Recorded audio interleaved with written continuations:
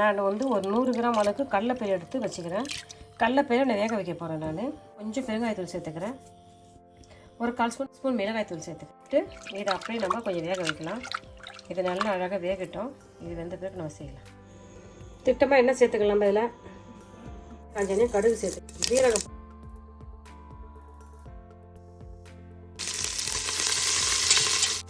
ஒரு பெரிய சேர்த்து 2 வெங்காயம் சேர்த்துக்கலாம். 2 பெரிய சேர்த்து வெங்காயத்தை சேர்த்து நம்ம அழகாக காய்ச்சிக்கலாம். பச்சை மிளகாய் சேர்த்துக்கலாம்.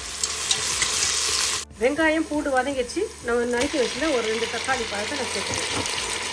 பெருசாக இருந்தால் ஒரு தக்காளி பழம், மீடியம் சைஸில் 2 தக்காளி பழம், நான் மீடியம் சைஸில் 2 தக்காளி பழம் சேர்த்துக்கிறேன். இதை போட்டு நம்ம அழகாக இதை வதக்கிக்கலாம். இதை அப்படியே அழகாக வதங்கட்டும். மல்லித்தூள் 2 ஸ்பூனு, மிளகாய்த்தூள் 1 ஸ்பூனு, மஞ்சள் தூள் ஒரு 1/2 ஸ்பூன் சேர்த்துக்கிறோம். தூள் வகையை சேர்த்துட்டு நம்ம இதை அழகாக கலந்துக்கலாம்.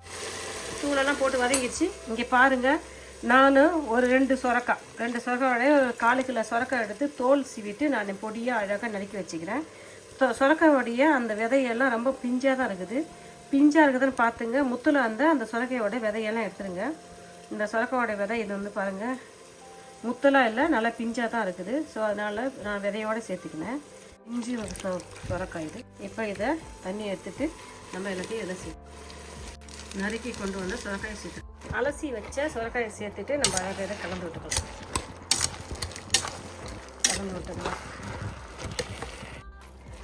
காயெல்லாம் போட்டுட்டோம், தூள் வகையெல்லாம் சேர்த்துட்டோம்.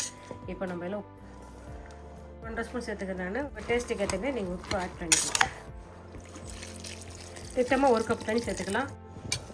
அந்த காய் மூங்குற அளவுக்கு தண்ணி சேர்த்தா போதும். காய் மூங்குற அளவுக்கு தண்ணி சேர்த்துட்டோம். இதை அப்படியே வேகட்டும். மூடி போட்டு இதை பார்க்கலாமா? நம்ம போட்ட சொரக்காய் என்ன அழகாக வெந்துச்சு பாருங்க. ஒரு 10 நிமிஷம் வேக வச்சுட்டோம். நல்லா அழகாக வெந்துச்சு. சூப்பராக சொரக்காய் வெந்துச்சு. சொரக்காயில் ஏற்க தண்ணி விடும். என்னால் நம்ம ஒரு 1/2 கப் தண்ணி வச்சு இதை வேக வச்சுக்கிறோம். இது வெந்துச்சு. கடலைப்பயிறு வந்து நல்லா அழகாக வெந்துச்சு. ஆனால் கடையை வேணாம், நம்ம இதில் ஊற்றிக்கலாம். சொரக்காயில் கடலைப்பயிரை ஊற்றிக்கலாம். அப்படியே கிண்டி விட்டுடலாம்.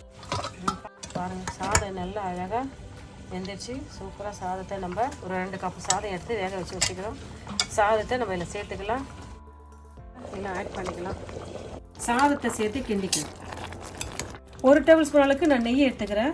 1 பிஞ்ச் கடுகு, ஒரு 1/4 ஸ்பூனு ஜீரகம், கொஞ்சம் கருவேப்பிலை, முழு பூண்டு தோலோடு தட்டி வச்சுக்கிறேன். கொஞ்சம் காஞ்ச மிளகாய் வச்சுக்கிறேன். நான் இதை தாளிச்சிக்கலாம்.